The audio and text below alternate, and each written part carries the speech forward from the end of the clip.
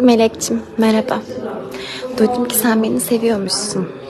O zaman ben de seni seviyorum artık. Çünkü beni seveni severim. Hatta sevmeyeni de severim. Sevgi güzel şey. Keşke tüm dünyadaki herkes birbirini sadece sevse.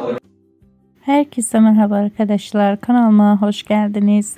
Yine yepyeni bir videoyla karşınızdayız.